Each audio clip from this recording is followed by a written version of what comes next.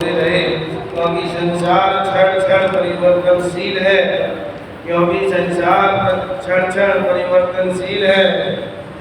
प्रथम इक्ष्वाकु वंश है, इसी इक्ष्वाकु वंश में प्रथम तीर्थंकर भगवान ऋषभदेव ने जन्म लिया था। उनकी नंदा एवं सुनंदा नाम की दो रानियां थीं। नंदा से तो भरत एवं सुनंदा से बावली नामक पुत्र हुए और भरत के पुत्र अग्रकीर्ति के बड़े तेजस्वी एवं प्रतापी राजा हुए। अर्थ शब्द का अर्थ सूर्य है। अर्थ कीर्ति के नाम से ही सूर्य वंश की उत्पत्ति हुई। द्वितीय सोमवंश है। भगवान ऋषभदेव के द्वितीय पुत्र बाहुबली के पुत्र का नाम सौम्यस था। भगवान ऋषभदेव के द्वितीय पुत्र बाहुबली के पुत्र का नाम सौम्यस था। इन्हीं के नाम से सोमवंश की उत्पत्ति हुई। यथार्थ में सूर्य वंश एवं सोमवंश इक्ष्वाकु वंश की ही दो शाखाएं हैं और इन वंशों में अनेक प्रतापी प्रजापालक राजा हुए तथा अपने अनुसार कई निर्वाण गए, कई स्वर्ग गए एवं कई अपनी खोटी प्रगतियों के कारण नष्ट भी गए।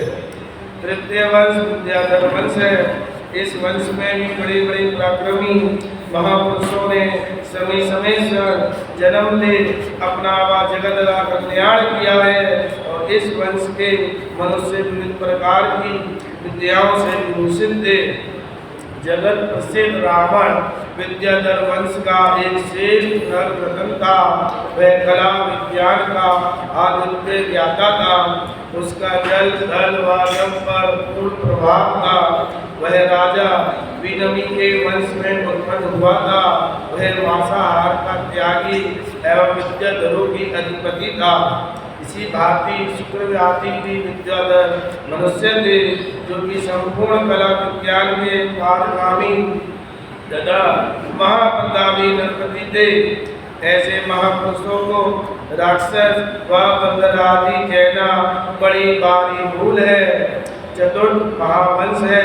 यह हरिवंश के नाम से भी प्रख्यात है। इन चारों महावंशों की कालांतर में अनेक शाखाएं हो गई। कोई वानर वंशी कहलाए एवं कोई राक्षस वंशी कहलाए। हनुमान वानर वंशी थे। उनके मुकुट में वानर का चिन्ह अंकित था तथा राज्य पताका भी वानर चिन्ह युक्त थी। इस प्रकार भिन्न भिन्न वंशों की उत्पत्ति हुई और कालांतर में पृथ्वी की स्थूलता से उस समय के लोगों का विवरण अलंकार पूर्ण भाषा में होने के कारण वर्तमान में लोग उन्हें रीछ, बानर एवं राक्षस मान बैठे हैं। यथार्थ में ये सब उत्तम विज्ञान वेता एवं नीति कुशल मनुष्य थे। प्रथम परिच्छेद। विद्याधर शिरोमणि राजा मेघमहान के वंश में रक्ष नामक एक प्रसिद्ध राजा हो गया है। विद्याधर शिरोमणि राजा मेघमहान के वंश में रक्ष नामक एक प्रसिद्ध राजा हो गया है। उसकी रानी मनोमेघा से राक्षस नाम का एक पुत्र उत्पन्न हुआ। राक्षस शब्द से किसी प्रकार के निंदनीय व कुकृत्यों को करने वाला नहीं समझना चाहिए। जैसा कि वर्तमान समय में इस शब्द का व्यवहार पाया जाता है। मनोवेगा के राक्षस पुत्र के नाम से ही राक्षस वंश प्रचलित हुआ और राक्षस अनुपम नीतिवान एवं विभिन्न विद्याओं का ज्ञाता विद्याधर मनुष्य था। विद्याधरों का राज्य विजयार पर्वत की उत्तर तथा दक्षिण श्रेणियों में विस्तृत था। विजयार पर्वत की दक्षिण श्रेणी में यथा नाम तथा गुणधारी राजा कीर्ति धवल बहुत प्रसिद्ध हो गए हैं। इन्होंने श्रीकंठ को वानर द्वीप दे दिया था और इस द्वीप में वानरों का बाहुल्य होने के कारण इस द्वीप का नाम वानर द्वीप हुआ। राजा श्रीकंठ का वानरों से बड़ा स्नेह था। वही सदैव अवकाश के समय वानरों के साथ अपना मनोरंजन तथा नाना प्रकार की क्रीड़ाएं किया करता था और राज आज्ञा से उसके सेवक अनेक सुंदर वानरों को पकड़ कर लाते थे, जिन्हें वह बड़े ही सुंदर एवं व्यवस्थित ढंग से रखकर उनका पालन पोषण का समुचित प्रबंध किया करता था। राजा श्रीकंठ ने कंदपुर नामक एक सुंदर नगर बसाया था। उसके राजमहल में वानरों के विभिन्न मुद्राओं में चित्र अंकित थे। उसने अपने मुकुट एवं राज्य पताकाओं में भी वानर चित्र अंकित करवाया था। इसी प्रकार से उस राज्य के विद्याधर वानर वंशी कहलाए और इस वंश का उत्पत्ति काल 12वें तीर्थंकर भगवान वासुदेव स्वामी का तीर्थ था। इसी वंश की उत्पत्ति का काल 12वें तीर्थंकर भगवान वासुदेव स्वामी का तीर्थ था। दीर्घ काल व्यतीत होने पर 20वें तीर्थंकर भगवान मुनि सुव्रत के समकालीन वानर वंश में महाद्रुति नामक एक पराक्रमी राजा हुआ। उस समय लंका में राजा विद्युद्वाहन राज्य करता था और महोदधि एवं विद्युद्वाहन में परस्पर बड़ी मित्रता थी। उस समय लंका में राजा विद्युद्वाहन राज्य करता था। महोदधि एवं विद्युद्वाहन में परस्पर बड़ी मित्रता थी। तात्पर्य यह है कि राक्षस वंशियों एवं वानर वंशियों में घनिष्ठ मैत्री भाव था। कुछ काल व्यतीत होने पर अश्विवेक विद्याधर के दहेज से राक्षस जीव तथा वानर वंशी किष्किंधपुर छोड़कर अगम्य सुरक्षित स्थान पाताल लंका को चले गए। इन्होंने वहाँ दीर्घकाल तक सुखपूर्वक जीवन व्यतीत किया और नीतिकारों ने कहा भी है, यदि शत्रु बलवान हो तो कुछ काल तक गुप्त स्थान में समय व्यतीत करना शत्रु द्वारा अपमानित होने से कहीं श्रेष्ठकर है। जब शत्रु का प्राबल्य कम हो जाए तब प्रकट होकर उसका दमन करना चाहिए। पाताल लंका में वानर वंशी राजा किहकंद के श्री माला नाम की रानी से सूर्य रस नाम के 2 पुत्र उत्पन्न हुए। वही राक्षस वंशी राजा सुकेश के इंद्राणी नामक रानी से माली, सुमाली तथा माल्यवान नाम के 3 बड़े प्रतापी शूरवीर पुत्र हुए।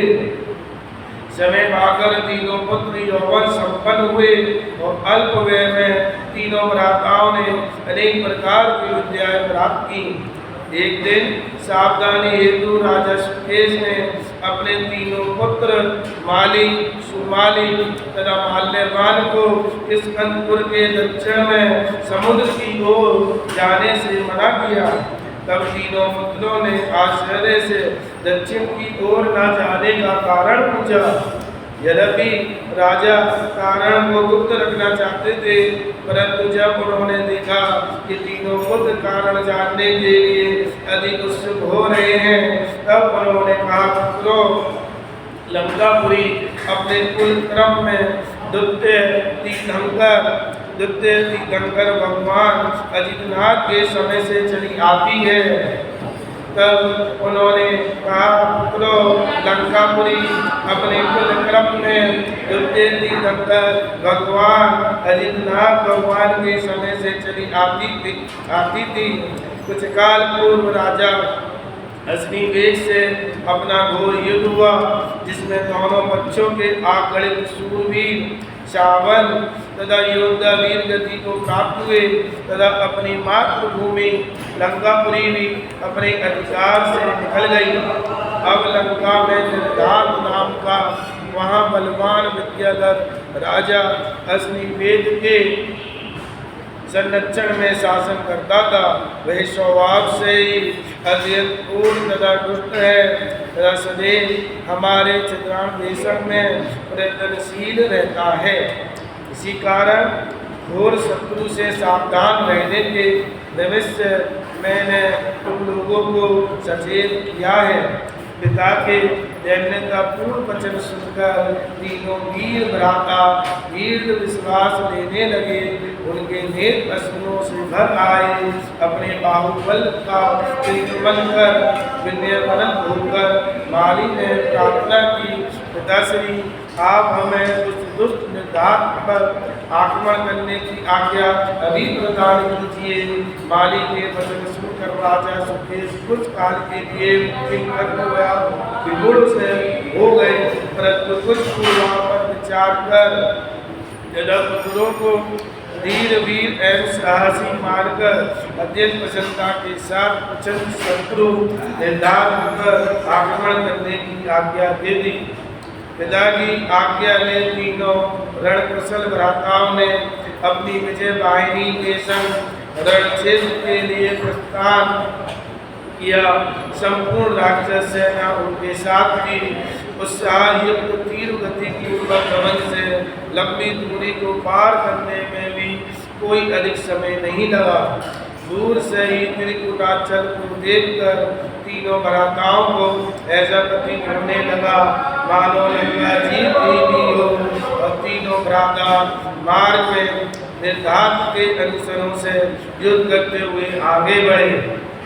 शत्रु सेना को सम्मुख देखकर निर्धारित भी विशाल सेना लेकर रण क्षेत्र में आ गया और विद्या संयुक्त दोनों पक्षों में घोर युद्ध हुआ। गजराजाओं के मद से मानो आकाश ने चलकर रूप ले लिया और उनके बटिकान ताड़पत्र सदृश बीज ने दृष्टिगत होने लगे। संपूर्ण दिशाएं इन बीजनों की वायु से परिव्याप्त हो गई और शस्त्रों के परस्पर प्रहार से चिनगारियों के पुंज निकल कर आकाश को अग्नि में रक्तवर्ण करने लगे। बोलो जिनवाणी माता की जय। जावानी के ज्ञान से सूझे लोकालो सोवाणी मसक धरो सदा देत हूँ दो। हे जिनवाणी भारती कोई टपो जिन रे जो देवी शरणा गए सो पावे सुख चैन।